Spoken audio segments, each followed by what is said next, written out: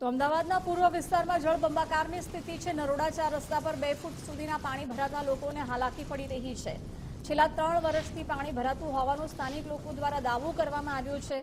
પાણી ભરાયા બાદ પણ એએમસી ઘોર નિંદ્રામાં છે। બ્રિજની કામગીરીનો કચરો ડ્રેનેજમાં ગયો હોવાના આક્ષેપો સ્થાનિક લોકો કરી રહ્યા છે। ચારે બાજુ પાણી અને અધિકારીઓ જાણે રજાના મૂડમાં હોય તે પ્રકારના દ્રશ્યો જોવા મળ્યા છે, જેના કારણે સ્થાનિક લોકો વાહન ચાલકોએ ભારે હાલાકીનો સામનો કરવો પડી રહ્યો છે। છેલ્લા 3 વર્ષથી આ જ પ્રકારની પરિસ્થિતિ હોવાનું સ્થાનિક લોકો દ્વારા જણાવવામાં આવી રહ્યું છે।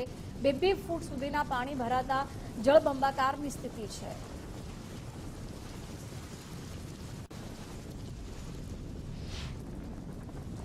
અમદાવાદમાં વહેલી સવારથી જે સાર્વત્રિક વરસાદ વરસી રહ્યો છે ત્યારે પૂર્વ વિસ્તારની અંદર જળબંબાકારની સ્થિતિનું નિર્માણ થયું છે। ત્યારે નરોડા 4 રસ્તા ઉપર હાલ એક બાજુના દ્રશ્યો જોઈ શકાય છે કે જ્યારે રસ્તા ઉપર નદીઓ વહેતી હોય તે પ્રકારના દ્રશ્યો જે છે સામે આવી રહ્યા છે।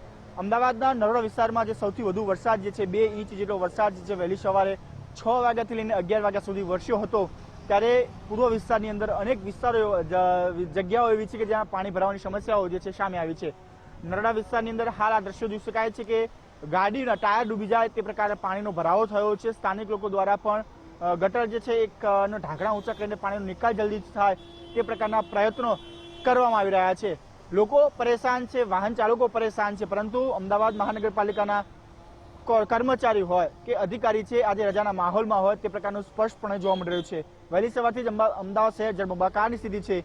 પાણી ભરાવાની સમસ્યાથી લોકો પરેશાન છે, પરંતુ અધિકારીઓ રજાની મજા જે છે એ માણી રહ્યા છે। તે જ પ્રકારે હવામાન વિભાગ દ્વારા પણ આગામી 3 દિવસ સુધી અમદાવાદ શહેરમાં ભારેથી ભારે વરસાદની જે છે આગાહી આપવામાં આવી છે, પરંતુ આજે રજાના માહોલની અંદર કર્મચારીઓ હજુ પણ રજા ભોગવી રહ્યા તે પ્રકારે જોવા મળી રહ્યું છે। કેમેરામેન અંકિત દવે સાથે રાહુલ ત્રિવેદી, ગુજરાત ફર્સ્ટ, અમદાવાદ।